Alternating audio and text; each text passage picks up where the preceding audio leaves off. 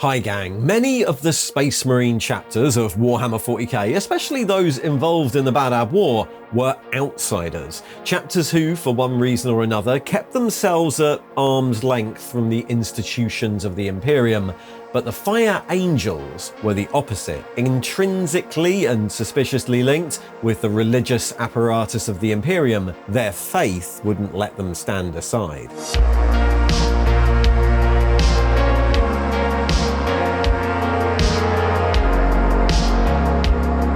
And before we start, did you know that there is now merch? You can pick up some questionable Imperial vestments in the store. There's a link in the description below, or more info at the end of this video. The Fire Angels are a chapter rarely seen in the universe of Warhammer 40k. Not only a strictly Codex-compliant chapter, masters of armoured combat and decisive cavalry actions, but also famed and devout crusaders for the cause of Imperial faith. Staunch allies of institutions like the Adeptus Ministorum and the Adeptus Sororitas. But while their faith makes them a relative anomaly, in the pre-era Indomitus 40k, they're also anomalies for another reason.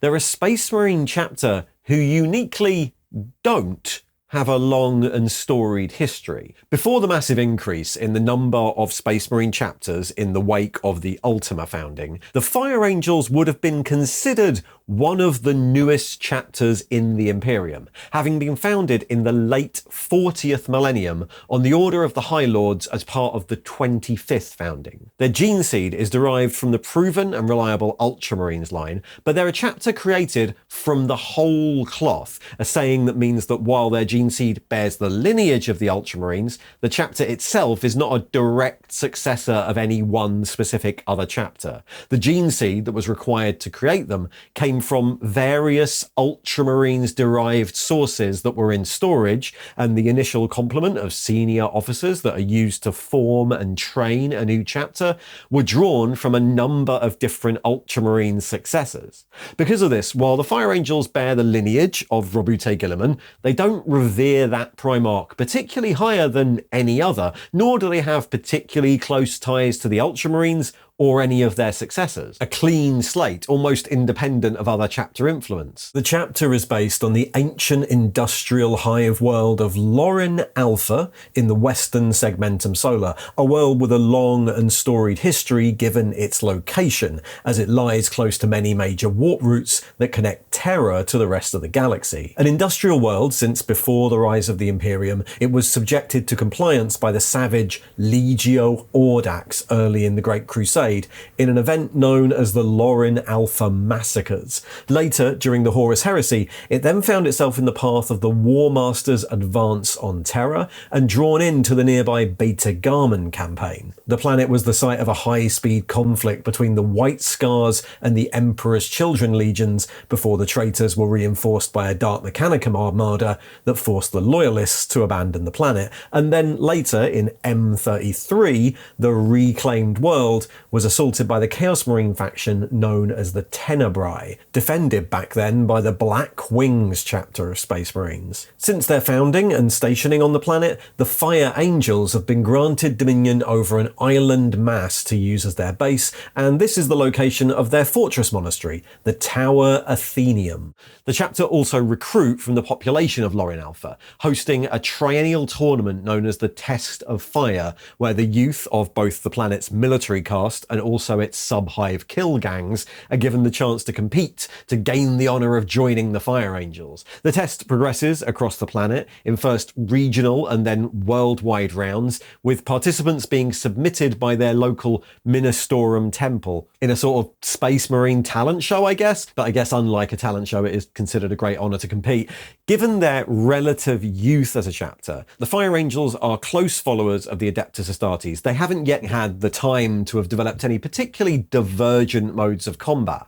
Their markings and heraldry are all Codex standard. Their armour depicted either as white or very pale silver with red trim, and their symbol is the red cross. The only deviations from the norm seem to be the use of the slight alternate rank of Praetor as a substitute for company captains and Consul Master for Chapter Master, and the fact that their Tech Marines are clad in the burnished orange, which is often used by Forge Worlds like Riser rather than the more standard red of Mars. Lacking the ancient war relics many chapters carry, the Fire Angels have come to rely on tried and tested Imperial Astartes technology. Heavy bolters, flamers, the ubiquitous Mark 7 power armor are very common in their ranks, and while they do still carry a limited number of dreadnoughts, land raiders, and Terminator suits that were provided to them at their founding, they're loath to risk them in any but the most pressing situations. For this reason, their first company frequently take to the field equipped as stern guard squads.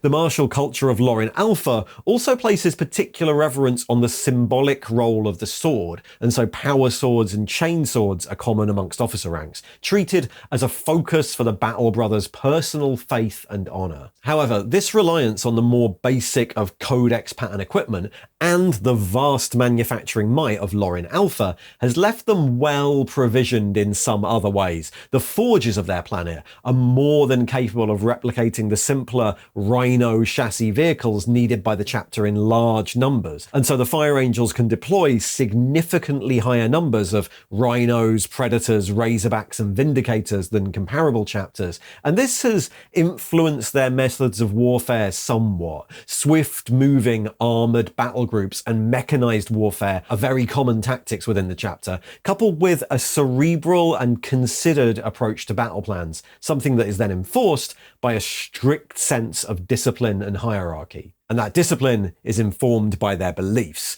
Unlike most Astartes chapters, the Fire Angels are close adherents to the Imperial Creed. As mentioned elsewhere in this series, the chapters of the Space Marines predate the religion of the Imperium. The first Astartes were founded as legions in the days when the Emperor walked the galaxy and the Imperium enforced the Imperial Truth, the banning of all forms of worship. It was only after the Emperor's interment in the Golden Throne and the rise and then subsequent establishment of the Adeptus Ministorum that the Imperium adopted a state religion, and by that point, the Space Marine legions had long since been split up into the chapters we know today, the original chapters and their many successors retaining their own beliefs and traditions that dated back all the way to the Great Crusade. As such, while all chapters have spiritual beliefs taught and reinforced by their chaplains, these tend to take the form of ritualized veneration of their role, their founder, and their primarch, and of the Emperor as great leaders, men who should be respected for their deeds and remembered as an example of what to live up to, but never worshipped as gods. When the chaplains of the Space Marines talk about the spiritual health of the chapter, they're talking about morale and willpower as much as they're talking about anything religious. Over the years, this independence of belief has caused considerable friction with the Ministorum, in some cases leading to the ecclesiarchy calling for chapters to be declared heretic or excommunicated, which is weird because they're not technically part of the church, when their plans clash. The Fire Angels are one of the minority of chapters who buck this trend. Conservative in viewpoint, they embrace the Imperial Creed as an unassailable truth and see themselves as holy warriors in the God Emperor's service. Their faith is both active and demonstrative, and they're close allies of the ecclesiarchy within the Segmentum Solar. More than once have they responded to calls for aid from the Ordo Hereticus, fought alongside the battle sisters of the sororitas, or participated in the Ministorum's wars of faith, and this is partly why they don't venerate their primarch as much as other chapters might. To them, only the Emperor and his holy saints are divine, and worshipping anything else would be idolatry. While this grants the young chapter a very powerful ally, it's also seen them kept at arm's length by many other Space Marine chapters, who see their alliance with the ecclesiarchy as potentially damaging to the historic independence of the Astartes. Tracking the battle record of the Fire Angels can sometimes be a difficult task, since while the chapter is relatively young, it seems that other chapters with similar or identical names might have existed in the past. There are apocryphal tales of the Firehawks fighting alongside the Black Templars in the Aegissene Crusade and learning their drop pod deployment tactics, but that crusade is known to have taken place hundreds of years before the chapter was actually founded. so that might be somebody else. What is more reliable is their involvement in the Fenrite Tithe Wars, when the new chapter were committed in full strength to the Third Imperial Interdiction Force. The Tithe Wars had at that point been burning for hundreds of years, since well before the founding of the chapter, and had subsumed the worlds of Kalsek, Nephthys, and Sadducene. The Fire Angels were deployed to the heretic world of Joppa, where they fought a 3-year-long campaign against the renegade Juggernaut forces, a force well equipped in heavy armour from Joppa's forges. Swift Fire Angels, Rhinos, and Razorbacks fought heretic Malcador tanks in running battles across the ash plains of the world, deploying their tactical and stern guard squads into the rubble of the planet when the heretic armour had been wiped from the field. That involvement turned the tide on Joppa, and they fought through the latter part of the war, deploying their armoured columns against orc speed freaks in Vorsk, and then fighting the heretic Seven Daughters of Oblivion on the shrine world of Lament. That last victory cemented their reputation within the Ministorum, and it earned them the Order of the Martyr's Heart, granted by the Holy Synod of Gathalamor. In 141 M41, they were one of 3 chapters that came to the aid of the Order of the Ebon Chalice when the cult of Balthalamus plunged the world of Magdalene Prime into civil war. The Battle Sisters had held out for years against hordes of cultists, but with the arrival of the relief force, the planet was finally returned to the Imperium. And later in 666 M41, they were called upon by the Holy Orders of the Inquisition to aid the cemetery worlds of the Grand Al Ghul system, which were under attack by the Chaos Space Marines of the Sanctified. The Sanctified were an ancient warband derived from the Word-Bearers Legion, an offshoot from the Siege of Terror, and a force of demonomancers who had lent their strength and that of their demonic allies to countless Chaos Marine incursions over the millennia. The Fire Angels countered the hordes of gibbering demons and enraged berserkers with an iron will and a strict discipline, drawing the warband into the mazes of vaults and forests of headstones and picking them apart. Victory was achieved, but at great cost. The Fire Angels chapter master, Harron Stark, was killed by a Lord of Change defending the Narthex of Penitence, and their chief librarian, Matthias D., sacrificed himself rather than accept damnation. In the end, the Sanctified were driven from the system, and their arch-sorcerer's apotheosis to demonhood was thwarted, and the warband then fell into brutal infighting that resulted in that arch-sorcerer's assassination. The Fire Angels were one of the very first chapters to respond to the inquisitorial request for aid made in response to the breakout of the Badab War. With the 4 secessionist chapters declared heretic, a number of different loyalist chapters were brought to the Maelstrom Zone in 906 M41, with the Fire Angels deploying with a force of 7 companies and leaving only a small garrison and their scouts on Lorin Alpha. With their small fleet, the Fire Angels were more suited to planetary assault than combat in the space lanes, and so the chapter found itself assigned to the forefront of the campaign, fighting on as diverse battlefields as the Fens of Gargathea to the wastelands of Signax. But their earliest major action was during the loyalist retaking of the Administratum Tithe world of Sagan. Sagan, bordering the nearby Carthago sector, had been an early target for Lufthuron's Astral Claws, who put the tithed resources collected there to good use, fortifying their sector, and the battle to retake the Tithe Bastions was long and bloody. The Fire Angels played to their strengths, breaking their forces down into fast-moving convoys of armoured vehicles and hunting the Astral Claws amongst the Tithe yards in a series of decisive rapid strikes.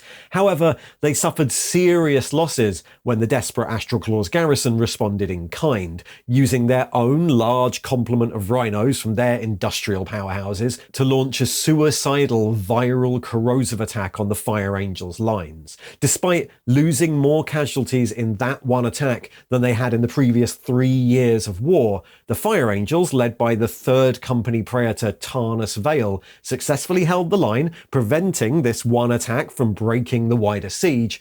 But after the Loyalists had finally retaken the planet, the Fire Angels' numbers were no longer enough to be deployed as the frontline force they once were. Instead, they found themselves redeployed alongside the Sons of Medusa to the suppression campaign in the Endymion cluster, effectively tying down the secessionist Mantis warriors in a stalemate. The status of the Endymion cluster theatre only changed later in the war, when the newly arrived Carcharodons chapter were assigned to the same area and immediately embarked on a brutal and bloody campaign of extermination against several Mantis warrior-held worlds. The genocidal fury of the Carcharodons immediately became a source of deep division in the Loyalist ranks, the Fire Angels considering their actions extremely dishonourable, and there were reports of open conflict breaking out between the chapters. After filing formal grievances with the Loyalist commander, Karab Cullen, and wishing to avoid a civil war in the Loyalist ranks, the Fire Angels were granted permission to withdraw from the conflict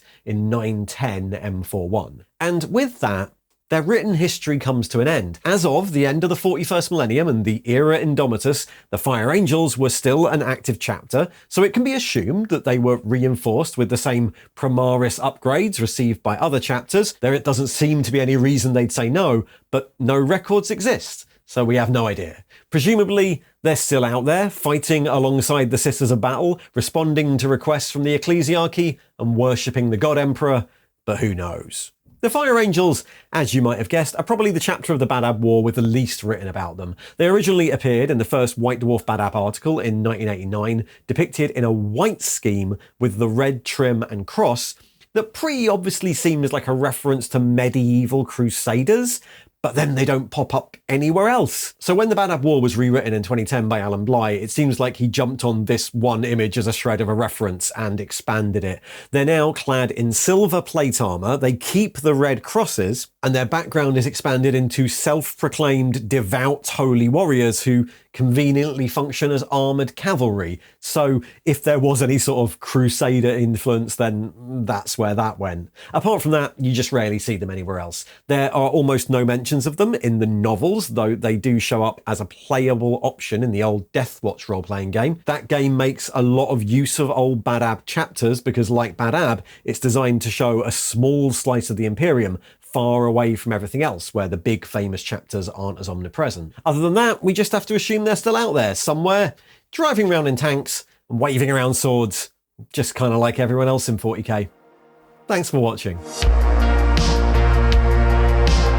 And if you'd like to show your allegiance to the Maelstrom Warders, you can check out the merch store, where there's some dubious tyranny-based merch. And of course, if you'd like to support the channel in other ways, there's links to that below, as well as links to the YouTube membership scheme and the Patreon. On both of those, you can get early access videos and a load of other perks too. See ya!